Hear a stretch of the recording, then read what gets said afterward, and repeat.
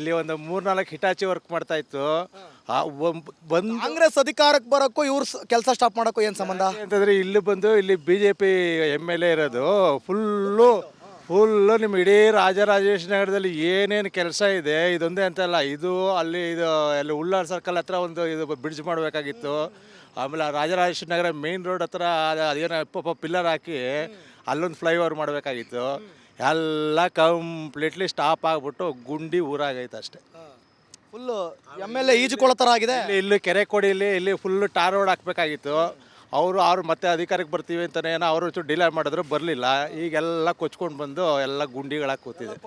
ಕೊಚ್ಕೊಂಡು ಹೋಗೋದೈತ್ಲೆ ಜನ. ಆಲ್ಮೋಸ್ಟ್ ಆಲೆ ಹತ್ತತ್ರ 1.5 ವರ್ಷ ಆಯಿತು ಇವ್ರು ಬಂದು, ಏನೂ ಮಾಡಲಿಲ್ಲ. ಯಾರು ಏನು ಈ ಕಡೆ ತಲೆನೂ ಹಾಕಿಲ್ಲ.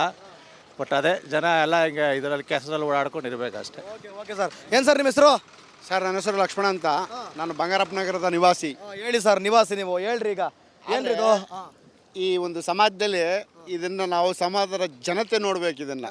ಯಾಕಂದರೆ ಈ ನಮ್ಮ ರಾಜಕಾರಣಿಗಳು ಅವರವರ ಜಿದ್ದಿಗೋಸ್ಕರ ಅವರವರ ಮನಸ್ತಾಪ ಏನೇ ಇದ್ರೂ ಕೂಡ ಜನಕ್ಕೆ ಇಂಥ ನೆಮ್ಮದಿ ಕೊಡಬೇಕು ಅನ್ನೋ ಭಾವನೆ ಇಲ್ಲದೆ ಇರುವಂಥ ಶಾಸಕರಾಗಲಿ ಸಚಿವರಾಗಲಿ ಇವ್ರು ಜನತೆಗೋಸ್ಕರ ಸೇವೆ ಮಾಡ್ತಾವ್ರಾ ಇಲ್ಲ ಇವ್ರ ಪರ್ಸ್ನಲ್ ತಗೊಂಡ್ಬಿಟ್ಟ? ಪರ್ಸ್ನಲ್ ವ್ಯವಹಾರಕ್ಕೋಸ್ಕರ ಇದನ್ನು ಸ್ಟಾಪ್ ಮಾಡ್ಕೊಂಡ್ಬಿಟ್ಟಿದ್ದಾರೆ.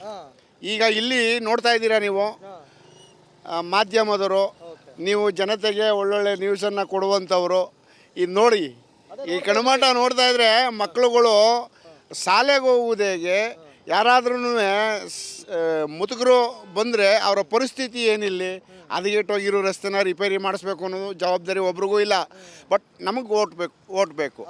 ಓಟ್ ಕೊಡಿ. ಯಾವುದೇ ಪಕ್ಷದವರಾಗಿರಲಿ, ಪಕ್ಷದ ಪರ ನಾನು ಮಾತಾಡ್ತಾ ಇಲ್ಲ. ಈ ಪರಿಸ್ಥಿತಿಯ ನೋಡಿದ್ರೆ ಯಾವ ನನ್ನ ಮಕ್ಳಿಗೂ ಸಹ ಓಟ್ ಹಾಕಬಾರ್ದು ಅನ್ನಿಸ್ತದೆ. Okay, thank you sir. ನೋಡಿ, ಗಮನಿಸ್ತಾ ಇದ್ದೀರಾ ಎಷ್ಟರ ಮಟ್ಟಿಗೆ ಸಮಸ್ಯೆ ಇದೆ ಅಂತ. ನಮಸ್ಕಾರ ಸರ್, ಏನು ನಿಮ್ಮ ಹೆಸರು? ಹರೀಶ್ ಅಂತ. ಹರೀಶ್ ಅವರೇ, ಅರ್ದು ಬಂದ್ಬಿಟ್ರಾ ಇಲ್ಲ ಕಾರಲ್ಲಿ ಬಂದ್ಬಿಟ್ರಾ ಇಲ್ಲ ಕುಣ್ಕೊಂಡ್ ಬಂದ್ರ? ಇವಾಗ ಕುಣ್ಕೊಂಡ್ ಬಂದಿದ್ದೀವಿ ಸರ್. ಡ್ಯಾನ್ಸ್ ಮಾಡ್ಕೊಂಡ್ ಬಂದ್ಬಿಟ್ರೆ ಇಲ್ಲಿ ಈ ರೋಡಲ್ಲಿ ಡೆಲಿವರಿ ಆಗೋರು ಬೇಗ ಡೆಲಿವರಿ ಆಗ್ಬಿಡುತ್ತೆ. ಈ ರೋಡಲ್ಲಿ ಬೇಗ ಡೆಲಿವರಿ ಆಸ್ಪತ್ರೆಗೆ ಹೋಗೋದೇ ಬೇಡ, ಇಲ್ಲಿ ಬಂದ್ರೆ ಹೋಗೋದೇ ಬೇಡ, ಆ ಥರ ಆಗ್ಬಿಟ್ಟಿದೆ ರೋಡು. ಇದು ಸುಮಾರು ದಿನ ಆಯ್ತು, ಇನ್ನೂ ರೆಡಿ ಮಾಡೋದ್ರಲ್ಲೇ ಇದ್ದಾರೆ. ಯಾಕೆ ಈ ತರ ಹಿಂಗೆ ಖಾಲಿ ಬಿದ್ದಾಯ್ತಿದು? ನಾವು ಇದು ಯಾವುದು ಮೈ ಸಡಕ್ ಅಂತ ಇದೆಯಲ್ಲ, ಅದು ಆ್ಯಪಲ್ಲೂ ನಾವು ಫೋಟೋ ಹಿಡಿದು ಎಲ್ಲ ಮಾಡಿದ್ದೀವಿ. ರೆಸ್ಪಾನ್ಸೇ ಇಲ್ಲ, ಏನು ರೆಸ್ಪಾನ್ಸ್ ಇಲ್ಲ. ಯಾರ್ದು ರೆಸ್ಪಾನ್ಸ್ ಇಲ್ಲ. ಎಲ್ಲರೂ ಆಸ್ಪತ್ರೆ ಇಲ್ಲೇ ಕರ್ಕೊಂಡ್ಬಂದ್ರೆ ಆಯ್ತದೆ ಪಾಪ ಗರ್ಭಿಣಿ ಇರೋರ್ನ. ಹಂಗೆ ಆಗುತ್ತೆ. ಸುಮಾರು ದಿನದಿಂದ ಸುಮಾರು ಜನ ಬಂದು ಈ ರೋಡಲ್ಲಿ ಹೋಗೋರು ಎಲ್ಲರೂ ಅಡ್ಡ ಹಾಕಿ ಎಲ್ಲ ಮಾಡಿದ್ವಿ. ಸುಮಾರು ಚಾನಲ್ ಅವರು ಬಂದು ಹೋದ್ರು, ಬಟ್ ಏನು ಕೆಲಸ ಆಗಿಲ್ಲ. ಮಾಡ್ಸೋಣ. ಏನು ನಿಮ್ಮ ಹೆಸರು? ಸರ್ ರಂಜಿತ್ ಅಂತ. ಚೆನ್ನಾಗಿ ರೋಡ್ನ ಬಗದ್ಬಿಟ್ಟು ಯಾರ್ಯಾರು ಕಾಸು ಮಾಡ್ತಾವ್ರೆ ಹೇಳಿ? ಯಾರ್ಯಾರು ಮಾಡ್ತಾವ್ರೆ? ಹೋಗಿ ಕೇಳ್ರಿ. ಅಲ್ಲಿ ಕೌನ್ಸಿಲರ್ ಅವರಲ್ಲ, ಅಲ್ಲಿ ಮಾಜಿ ಕೌನ್ಸಿಲರ್ ಅವರಲ್ಲ, ಈ ಕಡೆಯಿಂದ ಅಲ್ಲಿಗೆ ಶಿಫ್ಟ್ ಆಗ್ತಾರೆ. ಅಶೋಕ್ ಜೊತೆ ಇದ್ದವರು ಆ ಕಡೆಗೆ ಹೋಗ್ತಾರೆ ಕಾಂಗ್ರೆಸ್ಸಿಂದ ಮತ್ತೆ ಈ ಕಡೆ ಬರ್ತಾರೆ. ಅಶೋಕ್ಗೂ ಹೋಗಬೇಕು, ಎಲ್ರಿಗೂ ಹೋಗಬೇಕು ಸರ್. ಕಾಂಗ್ರೆಸ್ ಅವ್ರಿಗೂ ಹೋಗಬೇಕು, ಅಶೋಕ್ ಹೋಗಬೇಕು. ಕಾಂಗ್ರೆಸ್ BJP ಎಲ್ರಿಗೂ ಹಂಚ್ಬೇಕು ಸರ್. ಏನು ಮಾಡ್ತಾರೆ ಇವರು? ಜನಕ್ಕಂತೂ ಏನೂ ಮಾಡಿಲ್ಲ ಸರ್, 10 ರೂಪಾಯಿ ಮಾಡಿಲ್ಲ ಇವರೆಲ್ಲ.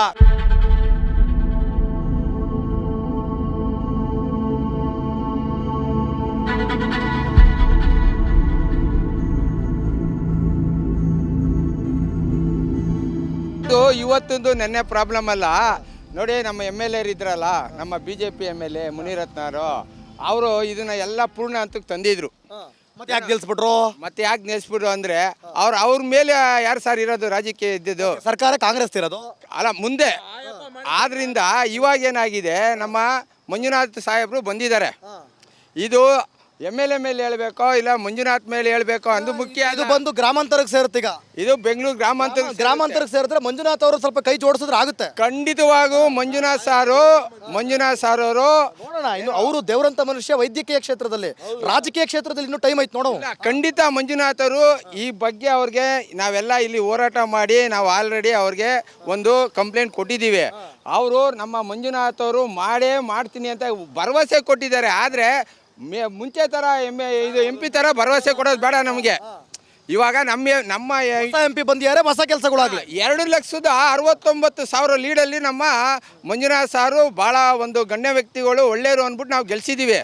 ಆದರೆ ಈ ಪ್ರಾಬ್ಲಮ್ ಇದೆಯಲ್ಲ, ಇದು ಅನುಭವಿಸೋರಿಗೆ ಗೊತ್ತಾಗಿದೆ ಸರ್. ನಮ್ಮ ತಂದೆ ನಮ್ಮ ಚಿಕ್ಕಪ್ಪನ ಕರ್ಕೊಂಬರ್ತಾಯಿದ್ರು.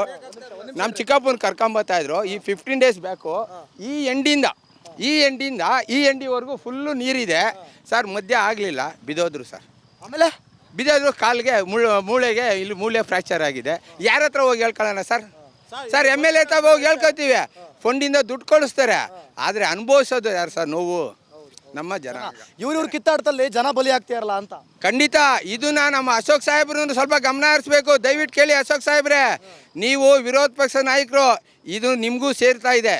ಆದರೆ ಆರ್ ಅಶೋಕ್ ವಿರೋಧ ಪಕ್ಷದ ನಾಯಕರು ನಿಮ್ಮ ಪಕ್ಕದಲ್ಲೇ ಇರುವಂತ ರಸ್ತೆ ಅವ್ರಿಗೂ ಸೇರುತ್ತೆ. ಇದು ಸಾರ್ವಜನಿಕವಾಗಿ ನಾವು ನಿಮ್ಮಲ್ಲಿ ಕೇಳ್ತಾ ಇರೋದು. ಇಲ್ಲಿ ಕಾಂಗ್ರೆಸ್ ಆಗಲಿ, ಇಲ್ಲಿ BJP ಇದೆ, JDS ಎಲ್ಲ ಕೇಳ್ತಾ ಇರೋದು. ನಮ್ಮ ಸಾರ್ವಜನಿಕರಿಗೆ ಏನು ಕಷ್ಟ ಆಗಿದೆ ದಯವಿಟ್ಟು ಇದು ತಿಳಿಸಿ ಸರ್. ನನಗೆ ಗೊತ್ತಿರೋಂಗೆ ಸರ್, ಈ ಕೆರೆ ತುಂಬ ಎಕರೆ ಇತ್ತು, ಕೆರೆನೇ ಇಲ್ಲ ಸರ್ ಇವಾಗ. ಕೆರೆನೂ ಇಲ್ಲ? ಹೌದು, ಕೆರೆನೂ ಇಲ್ಲ sir. Thank you sir, thank you. Okay. ಇವತ್ತು ಹೊಸಕೆರೆ ಹಳ್ಳಿಯಲ್ಲಿ ನಾವಿದ್ದೇವೆ. ಈ ಕಡೆ ಮುನಿರತ್ನ ಶಾಸಕರು, ಆ ಕಡೆ ಆರ್ ಅಶೋಕ್ ಶಾಸಕರು. ರಾತ್ರಿ 10 ಗಂಟೆ ಮೇಲೆ ಬಂದ್ರೆ ಯಾರಾದ್ರೂ ಬಿದ್ರೆ ಅಷ್ಟೇ. ವಾರಕ್ಕೆ 2 ಸತಿ ರಿಪೇರಿ, ಜೀವನನೇ ಅಷ್ಟೇ. ಏನ್ ಮಾಡ್ತಾವ್ರೆ MLA? ಕಿತ್ತೋದ್ರೆ ಏನು ಹಾಳಾಗೋದ್ರು ಇದು ಯಾರು ನೋಡರೇ ಗತಿ ಇಲ್ಲ. ಅವರು ಅದಕ್ಕೇನೆ ಎದುರುಗಡೆ ಸಿಕ್ಬಿಟ್ರೆ ವಿಮಲ್ಲೇ ಉಗಿದು ಬಿಡ್ತೀನಿ ಅವ್ರ ಮಕ್ಕದ ಮೇಲೆ. ನಾನು ನೋಡಿದಾಗಿಂದ ಈ ರೋಡ್ ಹಿಂಗೆ ಬಿದ್ದಿದೆ ಹೊರತು ಇಂಪ್ರೂವ್ ಮಾಡ್ತಾ ಇದೀನಿ ಅಂತ ಮಾತ್ರ ಚೆನ್ನಾಗಿ ದುಡ್ಡು ಹಾಕೋತಾರೆ. ಕೇಳಿ ಅಶೋಕ್ ಸಾಹೇಬ್ರೆ, ನೀವು ವಿರೋಧ ಪಕ್ಷ ನಾಯಕರು, ಇದು ನಿಮಗೂ ಸೇರ್ತಾ ಇದೆ. ತಪ್ಪಸಕಾರ ಇದು ಕಾಂಗ್ರೆಸ್ ಇಲ್ಲಿ ಮುನಿರತ್ನ ಏನ್ ಮಾಡ್ತಾವ್ರೆ? ಮಾಡ್ತಾನೆ, ಅನುದಾನ ಕೊಟ್ಟಿಲ್ಲ. ಈ ಜನರ ಶಾಪ ತಟ್ಟೋದಕ್ಕಿಂತ ಮುಂಚೆ ಈ ರಸ್ತೆನ ಸರಿ ಮಾಡ್ಕೊಡಿ ಸ್ವಾಮಿ.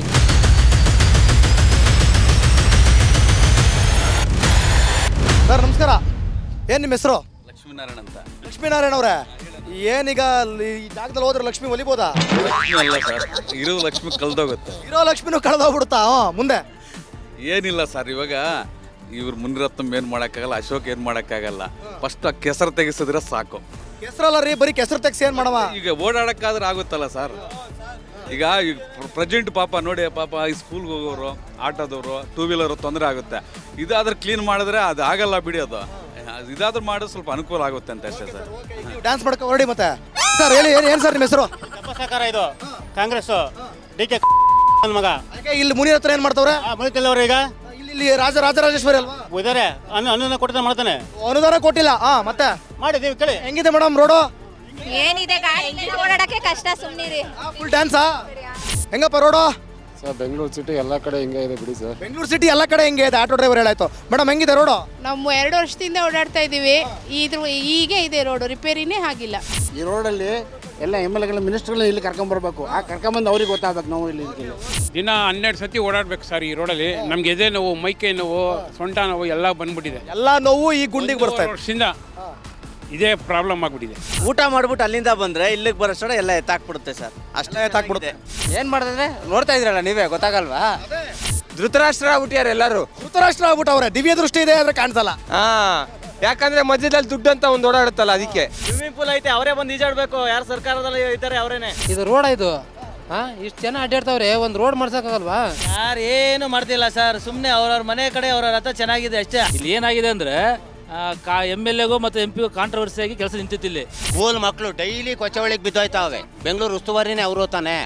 ಅವ್ರ ಕಾಲೇಜ್ಗೆ ಬ್ರಾಂಡ್ ಬೆಂಗಳೂರು, ಬ್ರಾಂಡ್ ಬೆಂಗಳೂರು ಬರೋಕೆ ಹೇಳಿ ರೋಡಲ್ಲ ಅವ್ರನ್ನ. ಫಸ್ಟು ನಮಗೆ ರೋಡ್ ಅನುಕೂಲ ಮಾಡಿಕೊಡ್ಬೇಕು. ನಮ್ಮನೆಯವ್ರು 2 ಸಲ ಬಿದ್ದಿದ್ದಾರೆ, ಇಲ್ಲಿ ಸೊಂಟ ಎಫೆಕ್ಟ್ ಆಗಿದೆ. ಇವಾಗ ಈ ರೋಡಿಗೆ ಬರೋಕ್ಕೆ ನಮಗೆ ಭಯ ಆಗತ್ತೆ. ಅವರು ಹೊಟ್ಟೆ ತುಂಬಿಸ್ಕೊಂಡು ಮನೆಗಿದ್ದಾರೆ. ಬಡವರಿಗೆ ಇಷ್ಟು ತೊಂದರೆ ಕೊಡ್ತಾ ಇದ್ದಾರೆ. ಕಾಂಟ್ರಾಕ್ಟ್ರಿಗೆ ಬಿಲ್ ಪೇ ಮಾಡಿದ್ರೆ 5 ನಿಮಿಷ ಮಾಡ್ತಾರೆ. ಅವ್ರು ಸಾಲ ಪಾಲ ಮಾಡಿ ಬ್ಯಾಂಕಲ್ಲಿ ಲೋನ್ ತಗೊಂಡು ಮನೆಗೆ ಮಠ ಮಾರಿ ಇವ್ರು ಬೇಕಂತ ನಿಲ್ಲಿಸ್ತವ್ರೆ ಅಂತೀರ? ಹೌದು.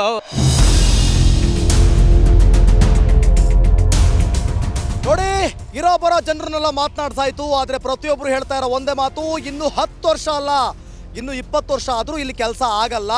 ಇಲ್ಲಿ ಯಾರು ಬರೋದು ಇಲ್ಲ. ನಿಮ್ಮಂತ ಇನ್ಯಾರೇ ಚಾನಲ್ ಅವ್ರು ಬಂದ್ರು ಕೂಡ ಇಲ್ಲಿ ಕೆಲಸ ಆಗಲ್ಲ ಅನ್ನುವಂಥ ಆತ್ಮವಿಶ್ವಾಸವೇ ಇಲ್ಲ ಅವರಿಗೆ. ಸಂಪೂರ್ಣವಾಗಿ ಕಾನ್ಫಿಡೆನ್ಸನ್ನು ಕಳ್ಕೊಂಡ್ಬಿಟ್ಟಿದ್ದಾರೆ.